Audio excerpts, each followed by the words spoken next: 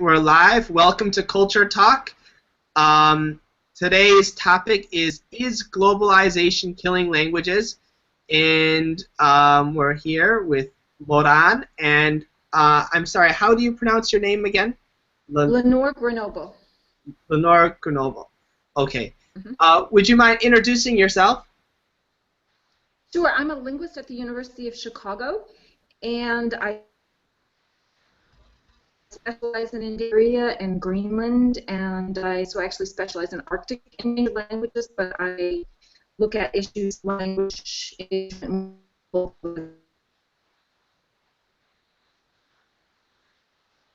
I'm sorry, you're going to have to repeat yourself there. It didn't come in too clearly. Yeah. So my name is Lenore Grenoble. I'm a linguist at the University of Chicago. I specialize in the study of language endangerment and language vitality. I do my own research in Siberia, where I work with languages that are being lost to Russian. I also work in Greenland, where I work with a language called Kalaallisut, and I work in general. I do a lot of field work in the Arctic, so that's my specialization. But I look at the issues of language endangerment, language vitality more globally. Okay, I'm curious. What's the source of your passion for language preservation? Where does that come from? Well, I've always loved languages, and as I started studying major languages, so French and German and Russian, I got interested in what happens to smaller languages where the speakers are often marginalized and lose their language. They give up their language because they're learning those major languages. Found that this is very, very interesting both as a linguist and as somebody who what it means for them. Okay, so if you search globalization and language on Google, one of the things that comes up in a lot of articles on languages is this statement that you hear all the time, that there are 6,000 languages used now, and within this century, half of them will be gone. Do you agree with that statement? I think that that's probably very likely.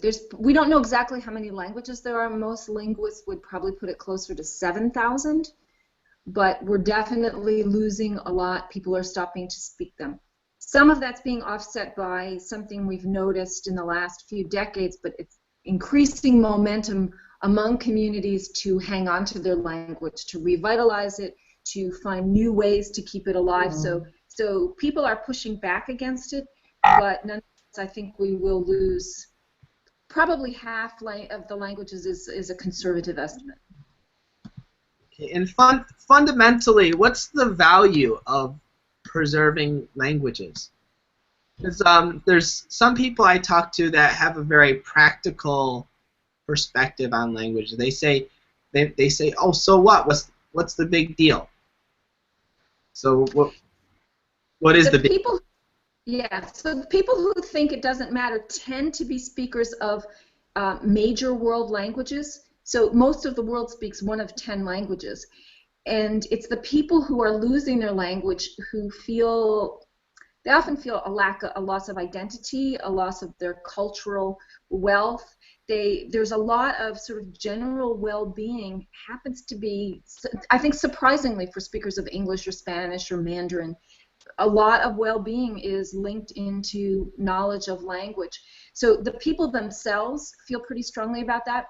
And then there's another side to it, which is the more research scientific side.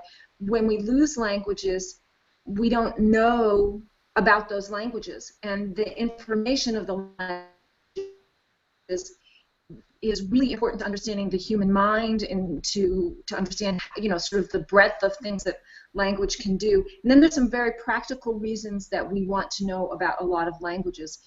A lot have to do with technology. So as we're training machines, as we're training computers for voice recognition, all that, we actually need quite a range of different sounds to get the machines to understand the range. And you just don't find all those sounds possible in English or Mandarin with tone, or in Spanish. You need a whole lot of different human sounds. So there's actually a very practical reason, even sort of technologically anchored reason. But that well-being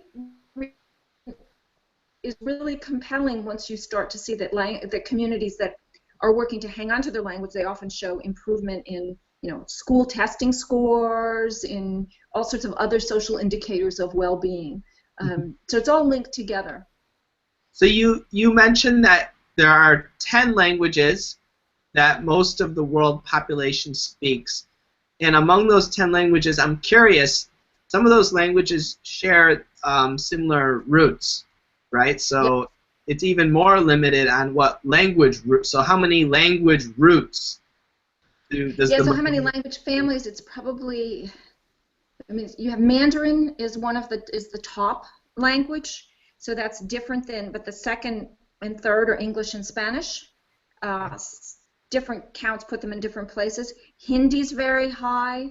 Arabic would be the other one so there's probably, I didn't look up the top 10, but it seems to me there would be 3 families there. Yeah, so yes, it's linguistic diversity is very, very limited. Yeah, sure.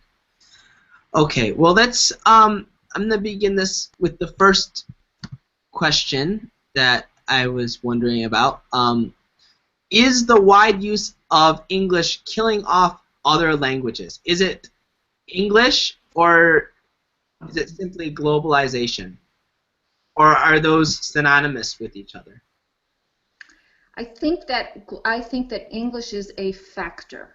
So as we see, if you imagine a small community with English as a global language, then there's a lot of socioeconomic pressure to learn English.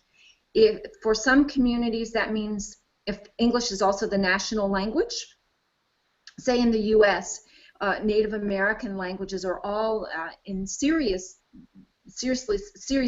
shape in terms of speakers not learning the language and children not learning the language.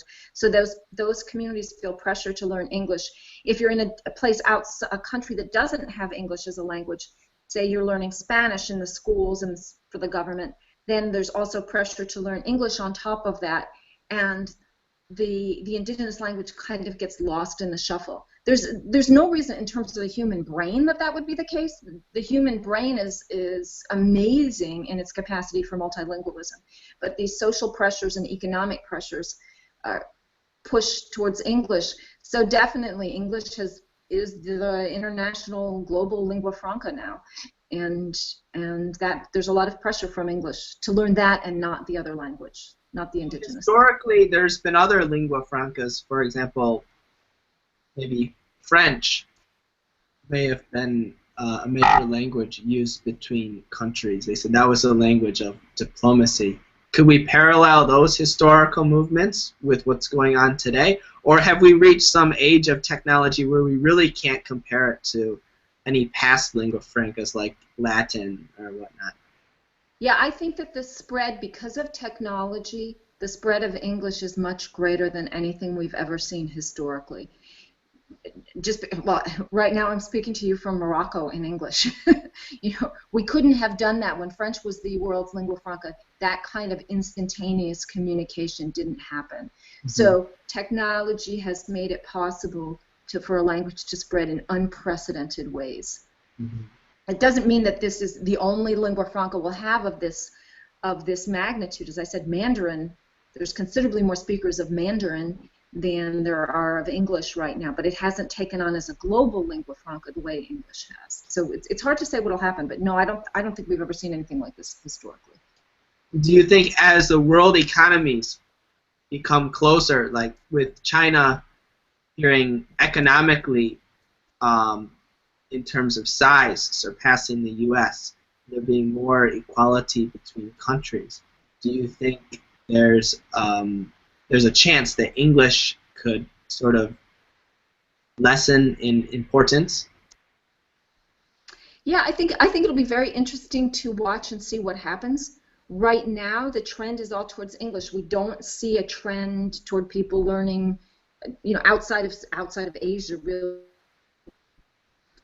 for people to learn Mandarin or any kind of Chinese variety to do international commerce, that might happen. It's really hard to say. The population size certainly suggests that it will, but that hasn't been happening. So Spanish would be another one, but that's not on people's horizon as the big economic force. So it's really hard to say, but we haven't seen anything like English, that's for sure. No, I have heard that machine translation may be the savior of languages in the future if you may eliminate the need to learn English. Do you think that's a possibility? To me, it seems funny. Certainly if learning a language is about translating documents, but if it's really about communication, then I imagine that people will continue to learn English or some other language if English is replaced by a different global language. It's just now there's so many people who already use English as a global language. That's the thing. So machine translation would make it possible to, I think it might, I don't know that it would replace English. It would make it possible to have space for other languages. So that's one of the things that we find with technology. If you follow what I'm saying, that right now it's, if you have an internet connection and a computer, it's very easy to throw up a website or put language materials on YouTube or do something like that. And so that means that you can create new domains for languages in a way that you couldn't before.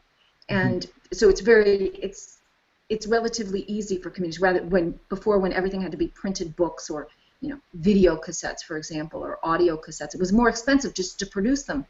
Yeah. So that's created new spaces. If machine translation can take your favorite book, say Harry Potter, and translate it into Navajo instantly, then that would give people something to read in Navajo. So I don't know that is really what's driving the use of English or the pressure to switch a language. So maybe. Certainly one of the things that machine translation might help with, but I don't know, it would have to be a lot better than it is now. People who are working to teach indigenous languages all over, talk about poor pedagogical materials, poor textbooks, poor dictionaries, poor reference grammars, and to the extent that machine translation could I think to have a good tool to do machine translation, you need to have a good reference grammar, you need to have good dictionaries. That's sort of the back end of it. It's hard for me to imagine how a translation would work with those things. You also mentioned that teaching method of being a problem, but also do you think, how can we motivate people to learn other languages that have a very small population of users? What's a way to persuade someone? I think there's at least two very different groups there. So are you motivating people who are part of that small population? Then that tends to come from with the community itself. And yeah, like a cultural revivalist movement. But is preserving that language, does it necessarily mean that outsiders need to learn it to preserve it? Or no? No. And I think people back away from the use preserve because that tends to have a connotation of a museum piece kind of sense of language, and language is constantly evolving and changing. What we're finding in the Arctic, and I think in other places, is that it's actually people your age who are reclaiming their language. They want their language back, even if they don't speak it. They go to great efforts to learn it, and they want their children to speak it. So the motivation seems to come from themselves. There seems to be, it's pretty exciting if younger people want to speak that language and are ready to move beyond. And they're happy to be, a lot of people I work with in the Arctic, they're trilingual.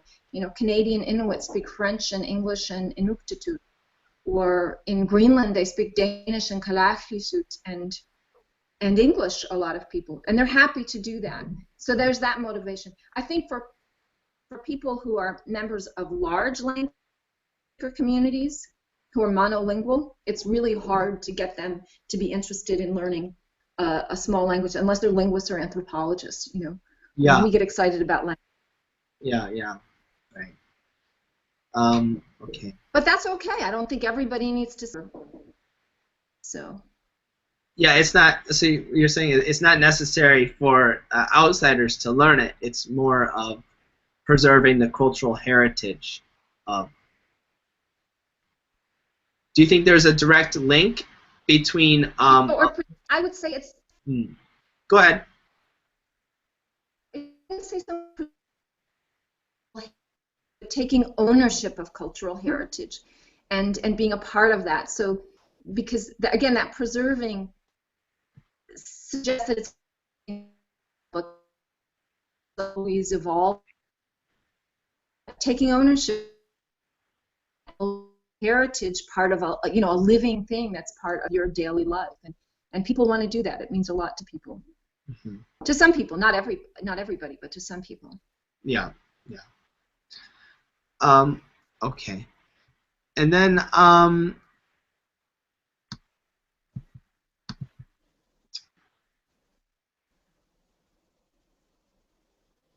so before, when we started this interview, you mentioned the various different reasons to protect and preserve languages. So we just talked about the cultural heritage aspect, but there's other reasons too, like understanding the way the human mind works. Could you just explain that in more detail? So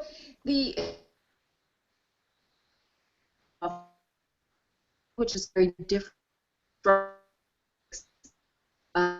even very basic concepts. So to understand the range of that, we need to look at a lot of languages. So one very concrete example is sound systems. So any language uses only a subset of all of the sounds that the human mouth is capable of making and that the human ear is capable of hearing. So, and different languages use different subsets. So to understand the full range, we really need to understand what sets are out there and why. One classic example are click languages in the way the consonantal inventory. And so if you didn't come across click languages, you wouldn't think that you could ever use click words. And we do this in English, sort of a the kind of the. Mm-hmm. So it never occurred to you to put a click. There's that kind of thing that's interesting to know what that possibility is in terms of a huge range of things and how we mark. Objects are marked. We're using a very Indo-European kind of view where you have a subject and a direct object, and it doesn't matter if the verb is transitive or intransitive, but a very common pattern, the subject is marked differently if the verb is transitive or intransitive. Word order, all kinds of things that are just really interesting, and some of these very unusual things are found in languages spoken by small communities. So the title of, just to repeat, the title of this episode of Culture Talk 4, the question is globalization killing languages? So would you say that this statement is true? Well, I don't like to use the word killing because that's so dramatic, but certainly globalization is having a negative effect on languages, yes. Yes. I mean, certainly it's certainly one of the big factors, yes. And do you look optimistically about the future, or do you see it's very bleak in terms of the future of languages? I've been more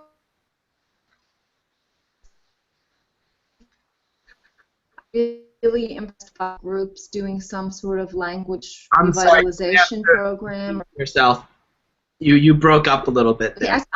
Yeah. I said I'm more optimistic now than I was 5 or 10 years ago. I've been really impressed by the number of people who are engaged in some sort of language revitalization work. There's really extreme cases of people where the language hasn't been spoken for generations, which is really amazing. It's not spoken for generations, and then again, it tends to be younger people make a real effort to sort of reconstitute, reclaim that language and start speaking something, and then they go back to the old records and try to figure out what it would be, usually partnering with linguists, and so that says something. So there's some languages have been reclaimed that way. That's really an exciting, positive direction. I think that some languages will be revitalized and some will fall by the wayside. A lot also depends on the kind of economic pressure of on the population. Basic needs paradigm, and if you need to worry about feeding your children, you don't worry about your language. But where people aren't so worried about feeding their children, then they turn to language a lot of the time. So I think we will lose a lot of them, hopefully not all. Okay, so what are 5 languages, indigenous languages, that you think that have the best chance of flourishing within the next 100 years? Pardon? What do you think are 5 languages that were previously thought to be extinct in the next 100 years that have a really good chance of flourishing within the next 100 years? Oh, how do you define flourishing? Well, okay, let me give you an example. Have you been to Hawaii before? Yes, so Hawaiian, I think Hawaiian's a good example of something that will be spoken in some form in 100 years. Yes, yes. I think there's been some really amazing turnarounds with Welsh, with other languages like that. Even one of my favorite examples is Miamia, which was not spoken for generations and is now being spoken by people. So we'll see. I worry about a lot of languages. I think Inuktitut in Canada has a really good chance. I'm hopeful that the language I study in Greenland, Kalaallisut, should be in good shape because it's the official language of Greenland. Still feeling pressure from Danish. Mm-hmm. It's got robust Russian, education in it. So, but yeah, 5. I don't know if I want to go out on a limb and pick 5. Okay. But in the case of Hawaii, from what I've heard is that, and it's probably true in many other places, indigenous languages tend to clash with Pigeon languages sometimes. So there's a conflict. You mentioned, language should not be seen as something like sitting in a museum. It's something that's growing and constantly evolving. But there's some people in Hawaii, I heard, that are trying to repress Pigeon in favor of trying to revive the indigenous language. Could you comment on that phenomenon at all? And have you seen that at all in any of your research abroad? No, I actually haven't seen. It's a good question. I haven't really seen pigeons being the issue, except to the extent where pigeons are transitional to the major language. So lots of places where people are speaking something that looks like an English pigeon, and people either learn the English or not. So here I am in Morocco. I can go out and use English to buy some things. Mostly people speak better French than they do English, so I speak in French. But if that English that they're using continues, that would be the pigeon. But that's certainly, of course, not putting pressure on Arabic. Arabic is robustly spoken. In Hawaii, I think the challenge is that, and it's a challenge in a lot of places, the language is being revitalized in the school, and so the potential danger there is that the language becomes only a school language, and you need to decide, you as a community, need to decide where you want the language to be spoken, where you want to use it. And most people don't want a language to be spoken only in school. Then you have the limitations of, languages that I learned in school. I can speak in school, but go out on the street and try to buy a newspaper, and that's more challenging. And so I think that that's one of that leap from making it out of a school language into even a home language requires a really, really focused kind of effort. Asked about a language that seemed to be endangered. For my 5, Mohawk is a good example of one where the revitalization really was being pushed in the school, but the parents also made a commitment to learn the language and speak it at home, so it became a home language as well. And the community worked to find different areas to use the language in. You know, how successful that is. The Mohawk program, I'm told, is very successful. Other communities are really struggling to have that happen, because that's a huge effort to learn a language when you're a child, when you're an adult, I mean. That's really interesting, because I assume that if you enforced a certain language from a very young age, all throughout high school, that the bond between those students in that generation, between your friends who you have lifelong friendships, would be enough to spread and keep the language, because they could use that language to communicate between them. But what you're saying, that's usually not enough. It requires multiple generations to be involved in the movement. Yeah, and it's often, if the program goes, a lot of the language programs aren't immersion programs. They're programs where you have the language for a few hours a week, or an hour or two a day. And if you studied a language like that in high school, you never learned that language well enough to be comfortable speaking it. So to really know it, you want to be able to think in that language without translating through your mother tongue, your first language.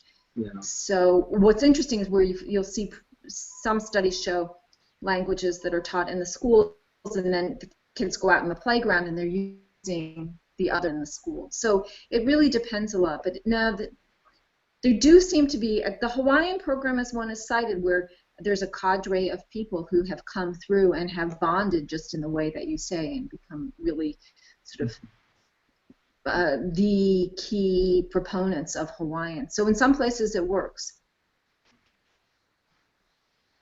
Right? And yeah, go ahead.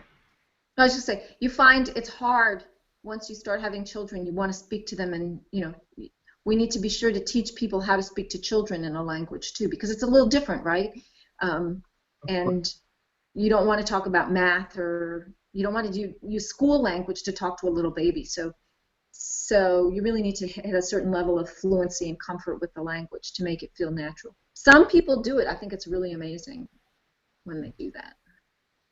One of my friends is a professor at the University of Hawaii, and he says that a lot of the students who are in the immersion program for Hawaiian, they struggle with their papers that they have to write for class.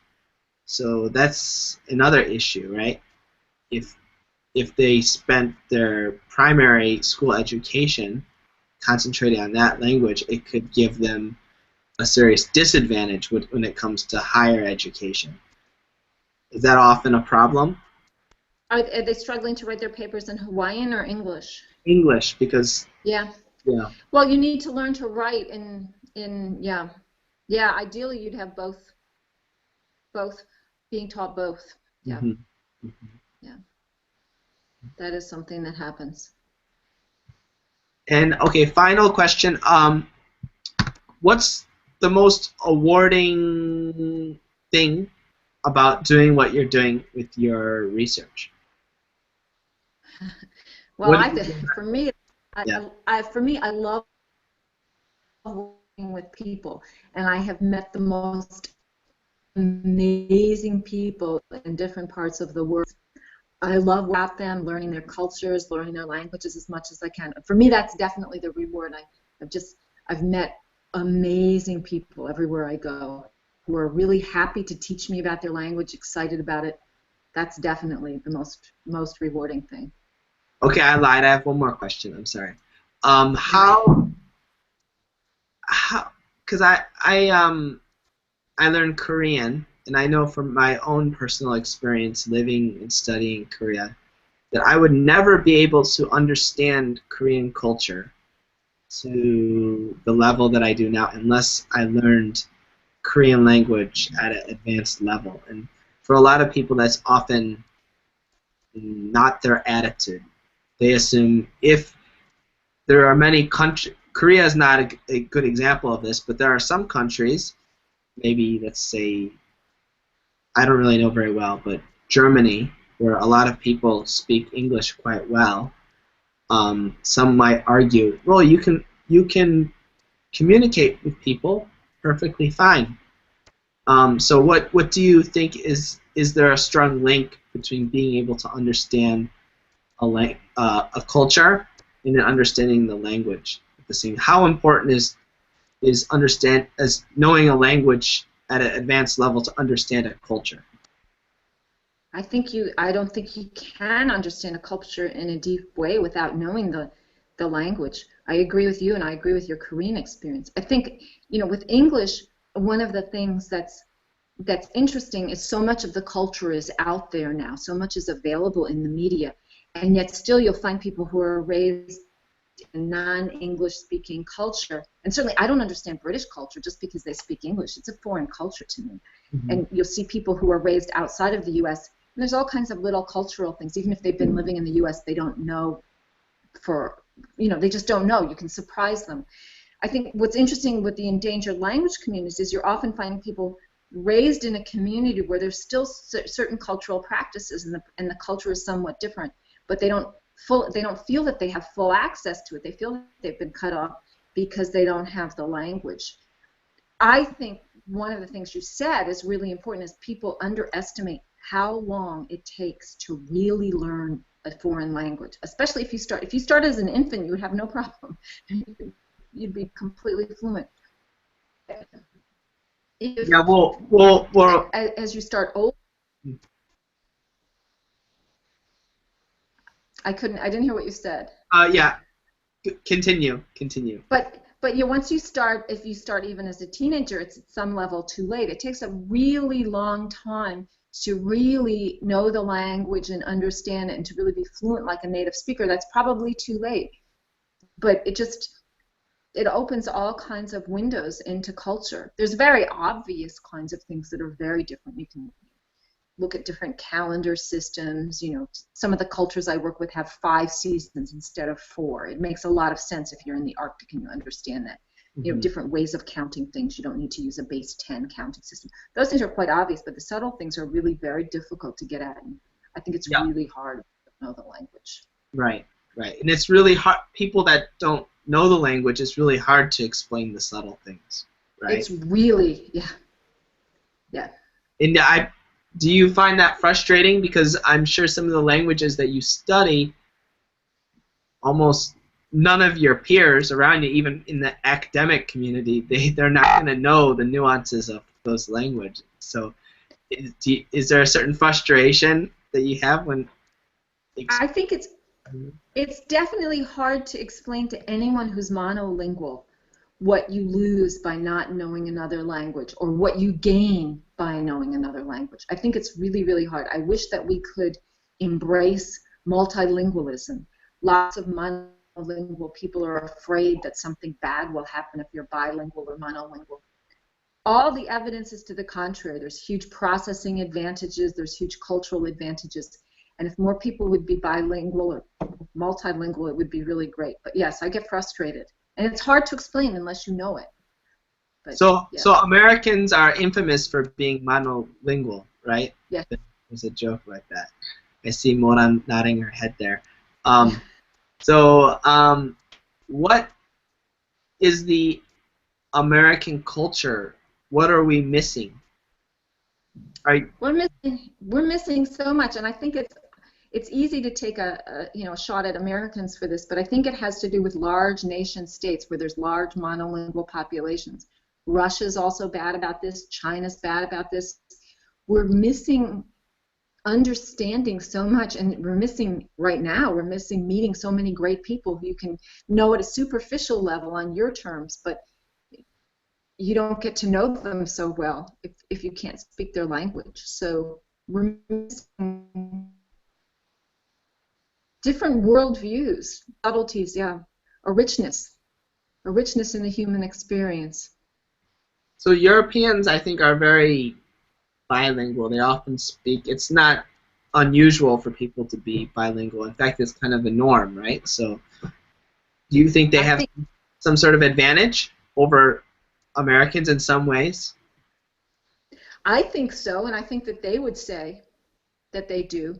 And certainly Europeans, I'm amazed now at how well many Europeans speak English who are not from the US or Britain. And the fact that they continue to speak, and some of them, you know, lots of higher education in certain parts of Europe is also in English, and yet still people continue to use Dutch, for example, or, you know, name a language. The fact that they hang on to that shows that there really is something there. They wouldn't do that if everything could just be translated into, and then that's what would happen. And there's certain things you just can't do in English. For example? Well, one of my favorite examples is a grammatical category. It's called evidentiality. I love this because once you find out about it, you need it. But just in English, our verb system requires us to mark tense, right? If you use a sentence, you have to put it in the present tense or the past tense or the future tense. You have to. You just have no choice. Right. Many languages require you, usually in the verb, to state something about the knowledge, where you got your knowledge from, or whether you believe it or not. So it depends on the system. So whether you know something because you witnessed it, it was an eyewitness, or something you know something because you heard it, or something you heard it like you actually heard it. You hear a car accident, right? Mm-hmm. Or if you know something because somebody told you, a reportative kind of thing. So many languages require this on the verb, just like tense. What you find is, as the more you study these languages, we can do this in English. We just have to do it with words. We don't do it with grammar. So I can say, well, Brian told me that, or I can say, oh, I heard a car accident, or I can say, I saw a car accident. But that's very different than making it part of your verb. The more you study these languages, the more you want to use that system. It's really, really useful. And different languages cut it up differently. You know, they require you. Some languages require something. Some require others. Some languages require you to say whether you believe this or not, or whether you have doubts about it and the strength of your doubts. So usually an eyewitness report is the strongest. You have firsthand knowledge, right? You find that this is really, really useful. And we have to, once you start using words for that, the words say more somehow. It's less subtle, but it also may give it too much meaning. Mm-hmm. That's really useful. A lot of the languages, two of the languages I work on with, do a lot of things with suffixes that, again, we have to do with adjectives in English. So in English, we can make something, we can add a suffix like ish to make something sort of ish, right? Mm-hmm. But you know, it can be big-ish or pretty-ish or nice-ish, doesn't work so well, yellow-ish. Lots of languages put stuff in on suffixes, and when you separate it out to an adjective, it means more than you want it to. And those suffixes get to be really useful because you can. There's just a range of subtleties that you just can't express in English. We can do other things in English that we can't do. We have good ways of marking definiteness in English that other languages do in different ways. And it forces you, in English, you're really forced to use a definite article and an indefinite article almost all the time. As English speakers, we don't even think about it, but you hear that non-native speakers make mistakes. It shows there's something going on there that's complicated. Mm-hmm. So now, in Russian, Russian's not endangered, but Russian has lots of ways to say something happened without saying who did it. And that's really useful. Yeah. It's just really, really useful when you're talking. Yeah. So those are the kind of things that I get excited about. Well, you can tell. Okay, so not only does language provide some new cultural lens, but it also, I guess, for logic, the way you, maybe there's different schools of thought in this, but it opens the way you can think and process information. Would you say that's true? Absolutely. Absolutely, and we just don't have, we still don't have a, this is one reason to understand how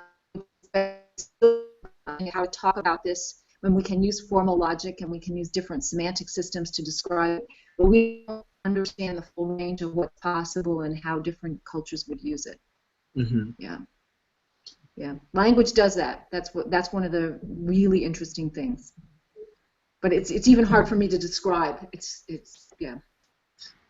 Moran here is she is awesome at English, and she expressed to me her frustrations learning Korean, because Korean is my second language, and I spent about 6 years studying it. And then Moran is really good at learning other languages, but what she noticed is she couldn't learn Korean the same way that she learned English. She said that, oh, she could just kind of just naturally like watch a drama, and she could just kind of pick up on it. And maybe that's, of course, English is a Germanic language, right? And French is a Romantic language, but there's still some connection to them, maybe in the. Oh yeah, they're both Indo-European. They're definitely they're closely related. Yeah. So French and Spanish and Italian are more closely related than, you know, German and Dutch, but they go back to Indo-European. They come from a common source. Yeah. Okay. Yeah, So quite different. Since they're both Indo-European, yeah, the logic that you're talking about shares some similarities there. And now, are Gaelic languages also Indo-European?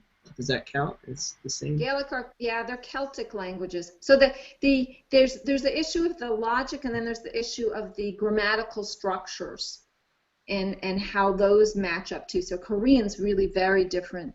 That goes back to the top 10 languages. That Mandarin's quite different from everything else on that list. But in terms of learning a language, the closer the language you're learning is to your first language, the easier it is for you.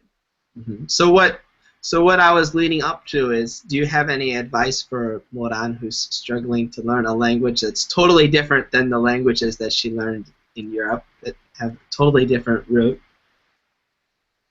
Because you've learned you've learned some pretty obscure languages that share no similarities with your native. Yeah. I'm not very good at them, and some languages that are really different are easier to learn than other languages. So it depends also on how the language is structured. I don't know if I have any good advice. It depends on what kind of language learner you are. But for me, I usually need to reach some sort of basic level in the language and then go to a place where those languages are spoken and where you're forced to use it all the time with lots of people.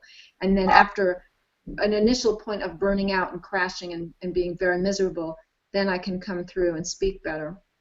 But that's, to get back to endangered languages, that's one of the challenge for those communities. So if you really want to speak Korean, you can bite the bullet. For me, it's easier to have some grammar under my belt, and go to Korea. But if you want to speak a language that's not really being spoken in very much, it's really hard. So I can go to areas in Siberia where people speak Evenki and live with them and try to speak Evenki. All of them speak Russian, and most of them they're happier. It's easier for them to speak Russian. If I wanted to learn a language like Edelman, which is a really interesting language spoken on the coast, the far coast in Siberia. Mm-hmm.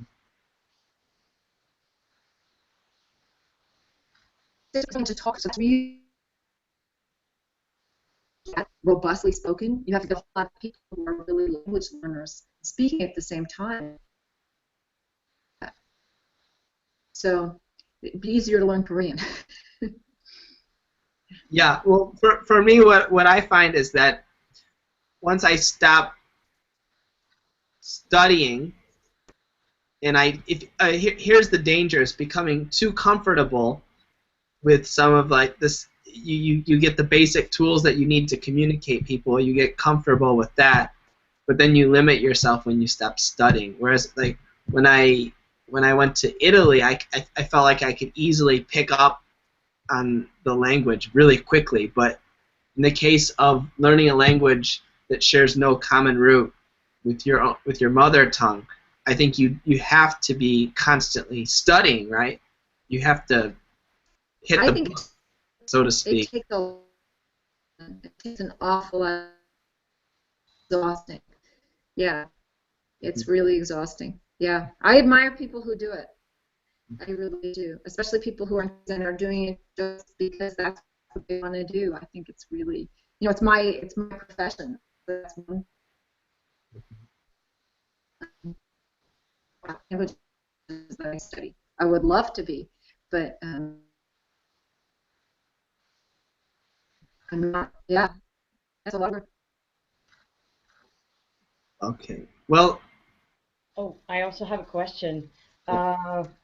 Because I'm learning Korean, and you said that learning a language at a high level helps to understand the culture, but I think it also works on the opposite way, that learning the culture helps to learn the language.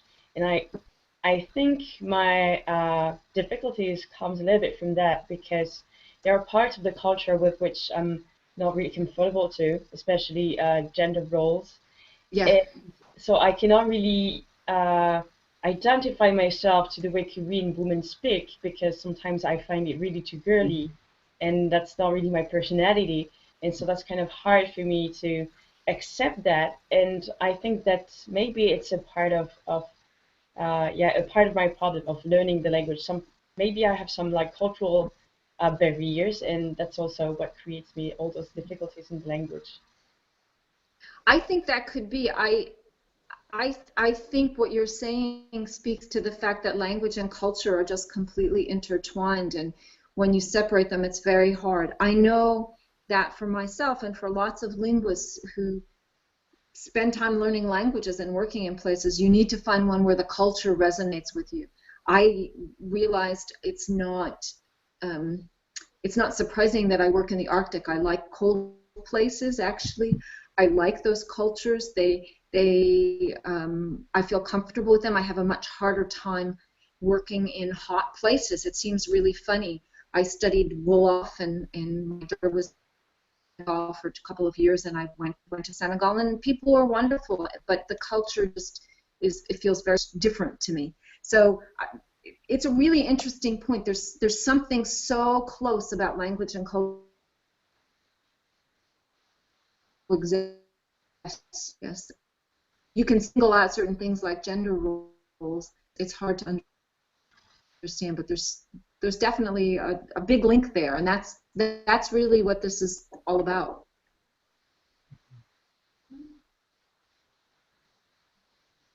All right. And what are you doing in Morocco, by the way? May I ask? You Just said a you like family cold vacation. places. Well, I'm the only one in the family. The rest of my family likes warm places. So we've been in Spain and Morocco, which is Oh, okay. yeah. Well, okay. So you're on vacation then. Yeah, we're on vacation. Yeah. Okay. Well, it's thank you very much for giving us an hour of your time here, even though you're on vacation. We really appreciate it, and thank you so much. Well, thank you for doing the show. I think it's great. Thank you. We will after we edit it, we'll send it to you, and then please check up on our website and give us your opinion in the future. And Okay. we're always trying to improve it. Okay, great. Well, good luck with the show. All right. Thank you. Enjoy your trip. Thank you. Okay. All right, everybody. That was episode 4 of Culture Talk. Please make sure to subscribe below to our YouTube channel right here, and also access our other social media, Instagram, Facebook, etc., etc. idigculture.com. Okay, see you next time. Goodbye. Bye-bye. Thank you. Bye.